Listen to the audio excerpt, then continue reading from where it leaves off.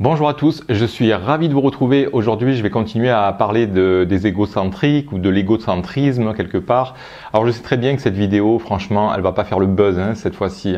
Il y a très peu de personnes qui vont se sentir concernées. Très peu de personnes qui vont vraiment se sentir concernées et peut-être éventuellement un peu plus qui pourraient se sentir concernées pas directement, mais parce que les personnes vivent avec un partenaire ou une partenaire qui pourrait être égocentrique et donc elle aimerait un peu s'informer sur ce sujet-là. Mais voilà, très sincèrement, c'est un sujet qui est oui, qui est délicat et puis qui est très peu aussi abordé sur les réseaux sociaux parce que, enfin, sur les vidéos, etc. Mais même sur des contenus. Alors, il y a peut-être un bouquin qui existe sur ça, mais moi, ce que je constate à chaque fois, j'en ai regardé pas mal de vidéos, c'est que souvent les personnes parlent de l'égocentrisme dans le haut du panier. Enfin, quand la personne est très égocentrique, avec tous les critères que ça engendre.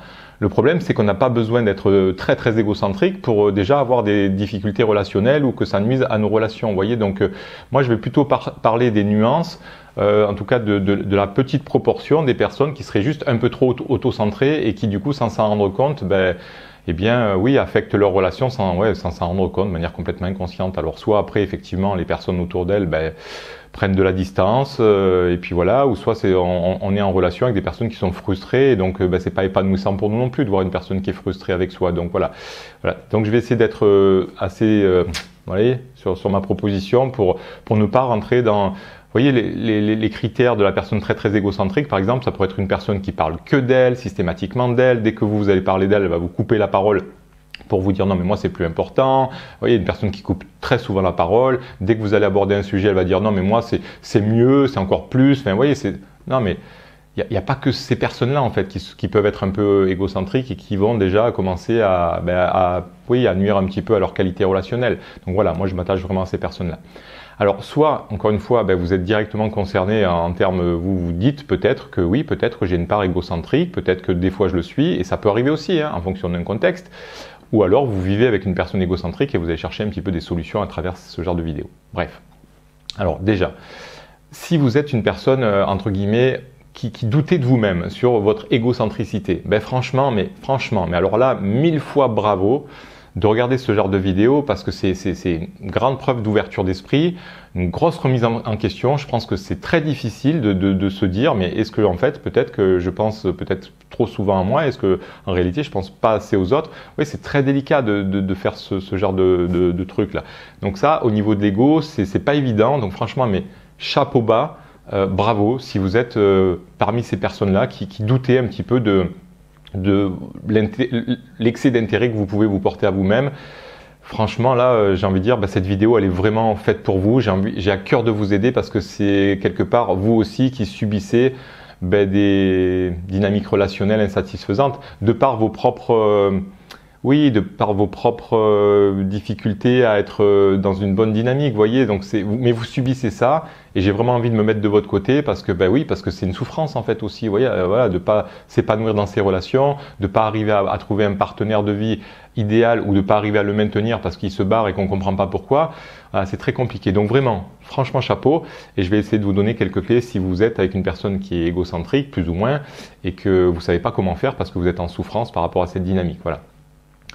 Alors, il y a un truc aussi, alors j'ai plein de trucs à dire et je vais les dire dans tous les sens et c'est comme ça que ça se passera aujourd'hui, ok? Donc, le truc, c'est que déjà, quand une personne est égocentrique, il y a très peu de personnes qui vont aller lui dire, et surtout lui dire correctement. Si vous êtes un peu égocentrique, on va certainement vous reprocher que vous pensez qu'à vous, que vous êtes trop centré sur votre nombril, et vous allez l'entendre comme un reproche, comme une critique. Et du coup, c'est pas du tout votre réalité, ça. Donc, vous n'allez pas pouvoir l'entendre et ça va vous blesser. Donc, je pense que c'est aussi un petit peu le problème de ces personnes-là. C'est que soit les amis qu'on a autour ou le partenaire. Alors, avec les partenaires, en principe, il y a un peu plus de communication. Mais même parfois avec les amis, c'est rare que les amis vont prendre leur courage à deux mains pour vous commencer à prendre le risque de vous blesser en vous disant tu sais, franchement, là... Pierre, Paul ou Nils, des fois je te trouve quand même un petit peu trop centré sur toi et c'est vrai que ça m'affecte parce que dans la relation je sens que c'est pas trop équilibré. Enfin, moi je sais que personnellement c'est très rare en fait qu'on vienne me dire un petit peu mes défauts, etc. Si je vais pas à la pêche, aux infos, c'est rare que les amis nous le disent. Alors déjà c'est le premier point qui est un peu dommage, donc voilà, du coup on reste un peu dans sa problématique et on voit que ça se dégrade et on comprend pas pourquoi et on subit ça. Donc voilà, ça c'est le premier point. Donc éventuellement n'hésitez pas à demander, si vous avez le courage de le faire, à vos proches. Encore une fois, de dire voilà comment tu me trouves dans la relation, est-ce que tu trouves que c'est vrai que je suis un peu trop centré sur moi, est-ce que tu penses que je tourne trop autour de moi et de mes intérêts, ou est-ce que c'est ok pour toi dans la relation? Enfin, franchement, des fois, c'est génial de demander, mais il faut avoir le courage, mais en tout cas, n'attendez pas trop que les autres le fassent, parce que ça arrivera très rarement. Voilà, et tant mieux si ça vous arrive, mais franchement, c'est rare. Bon, ça c'est le premier point, d'où aussi l'intérêt de ma vidéo. Un deuxième point, j'ai noté un petit peu, hein, donc voilà. Alors, la personne qui est égocentrique, encore une fois, hein, je ne parle pas des personnes narcissiques qui vont des fois se sentir supérieures. Là, c'est autre chose. Là, je ne parle pas de ça. Une personne égocentrique ne se sent pas forcément du tout supérieure. Hein. C'est juste que elle est un peu en boucle sur elle, en fait. Voilà, elle est en boucle sur elle parce qu'elle a manqué d'amour. Enfin, pourquoi on s'exagère autant dans une relation? Pourquoi on doit prendre autant de place dans une relation? Ben, certainement parce qu'à un moment donné, on a manqué. Vous voyez, c'est pas pour rien. Hein. Je veux dire, il y a forcément une dynamique qui fait que si je dois prendre autant de place aujourd'hui dans la relation, à parler de moi, de mes intérêts ou de mes centres d'intérêt, de mes passions, de ce que je vis, de mes difficultés, de ce que j'ai fait ce matin, de ce que j'ai fait cet après-midi, et de pas trop m'intéresser à l'autre.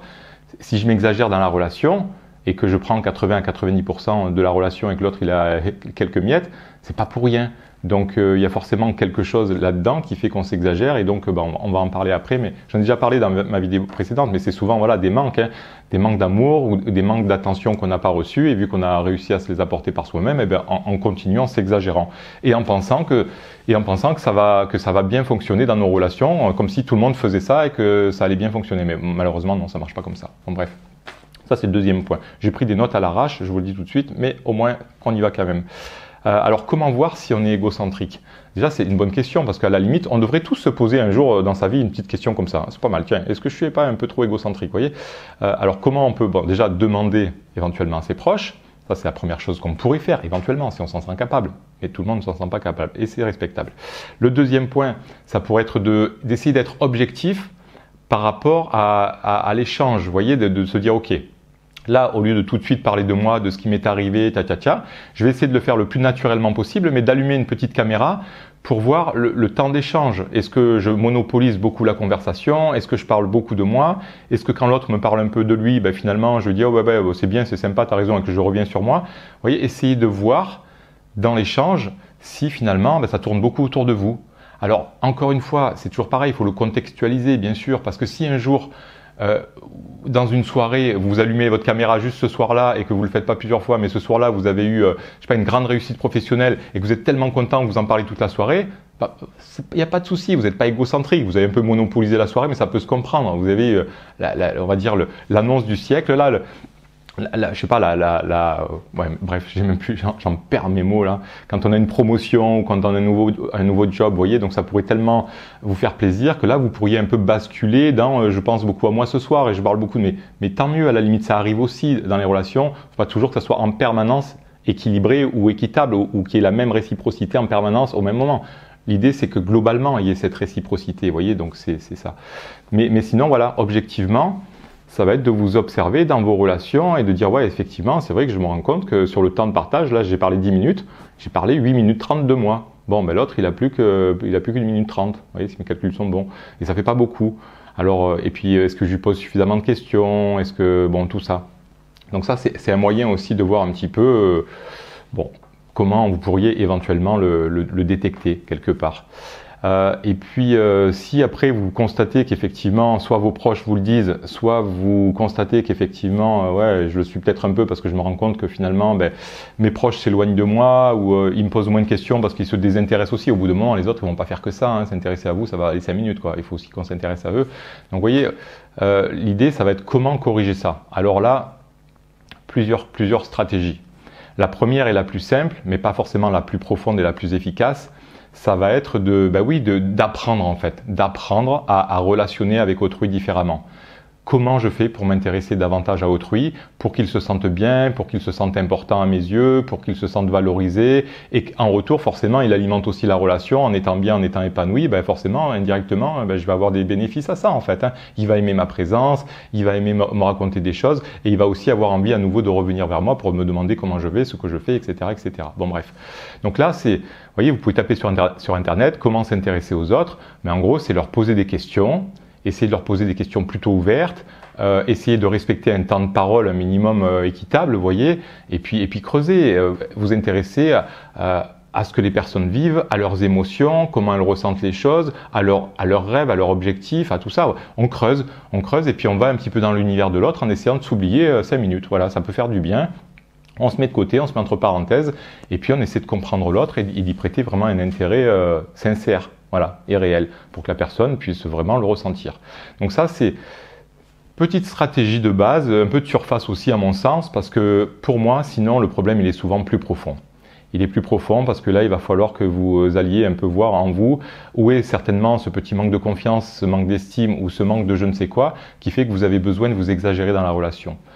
Alors là, moi, j'irai plutôt vers des approches style psychologie. Je dis pas qu'il y a que ça comme approche, mais je vais éviter directement l'hypnose, la sophrologie, tout ça, parce que là, il faut prendre conscience en fait. Vous voyez, il y a des techniques qui vous permettent oui, d'aller directement dans votre inconscient et de faire des choses, mais là, il faut que ça remonte à votre conscience, de comprendre pourquoi vous vous exagérez, et donc voilà. Donc plutôt des approches à base de psychologie, avec des thérapeutes un petit peu spécialisés. Vous voyez, moi, je sais que c'est le genre d'accompagnement que je fais plutôt bien parce que j'ai les outils pour et puis que je viens aussi un petit peu de là aussi. Vous voyez, forcément, hein, j'en parle pas sans raison.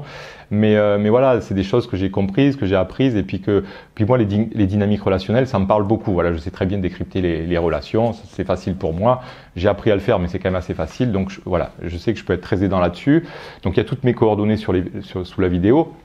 Mais encore une fois, si vous voulez pas travailler avec moi, mais allez voir voilà, plutôt des psychologues ou des personnes qui sont dans des thérapies au niveau relationnel, voyez, mais évitez les approches psychocorporelles, tout ce qui est énergétique, tout ça. Non, il faut aller prendre conscience, il faut que vous puissiez faire remonter les informations à la conscience.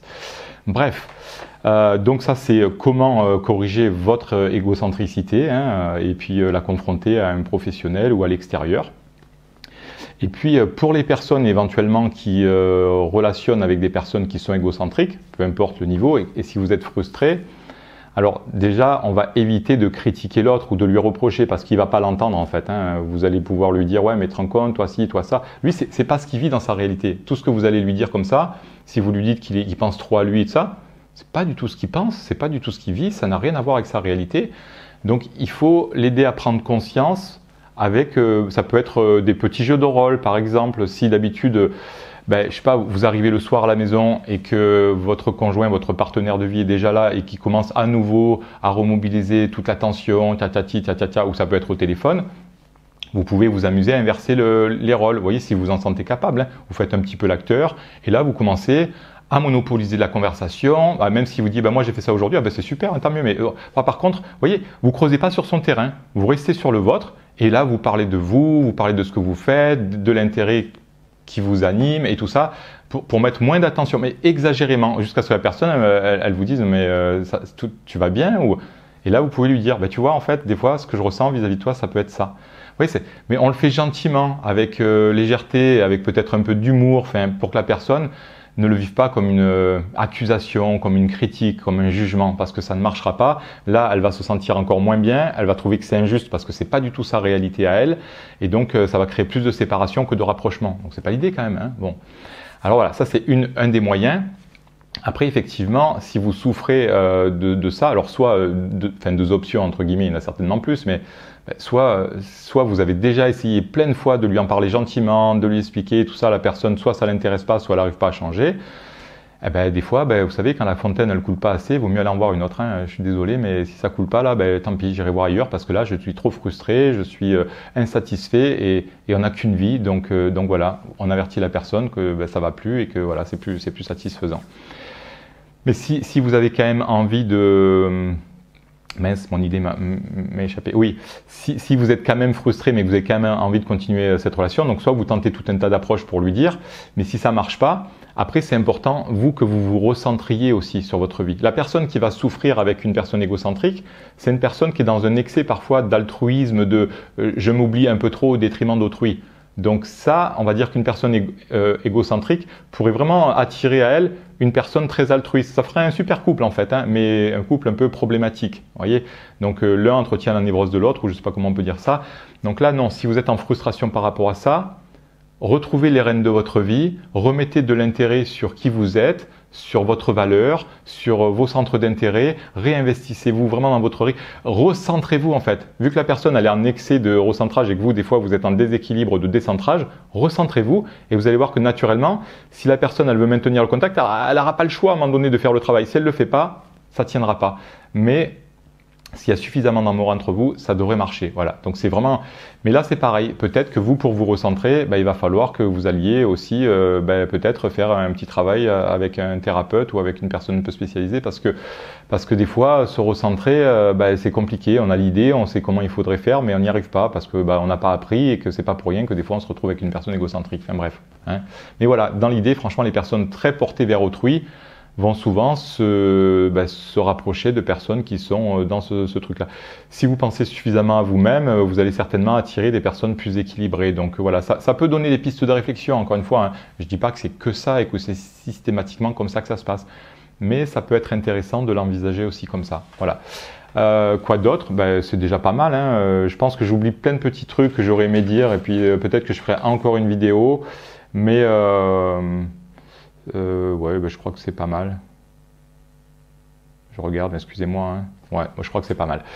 Voilà, n'hésitez pas à poser vos questions. Encore une fois, essayez d'être douce avec ces personnes. Et si vous êtes même vous là-dedans dans cette dynamique, soyez très douce avec vous parce que c'est courageux de votre part de le reconnaître, de cheminer sur ce truc-là et que c'est, oui, vous êtes en souffrance aussi, donc prenez le temps de vous pencher vers autrui. Je crois qu'il existe des livres quand même sur le sujet de comment on s'intéresse aux autres, comment on noue de belles relations, mais à mon avis quand même ça mériterait que vous descendiez un petit peu plus sur la source qui a fait que vous avez basculé dans ce mode-là, parce que sinon, je crois que sinon vous allez toujours chercher à réfléchir comment faire pour entretenir de belles relations, faire l'effort.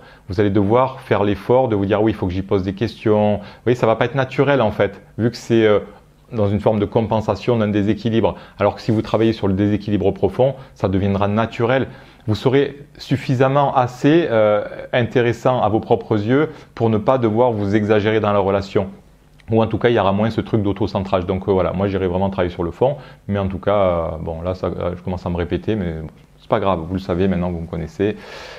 Sur ce, je vous souhaite voilà, une bonne réflexion. N'hésitez pas encore une fois à partager, même si vous avez des amis qui sont un peu là-dedans, en leur disant en toute bienveillance, vraiment, regarde, ça pourrait t'intéresser. C'est vrai que ça peut être aussi peut-être mal perçu, la personne elle pourrait mal le prendre, alors ça c'est à vous de voir.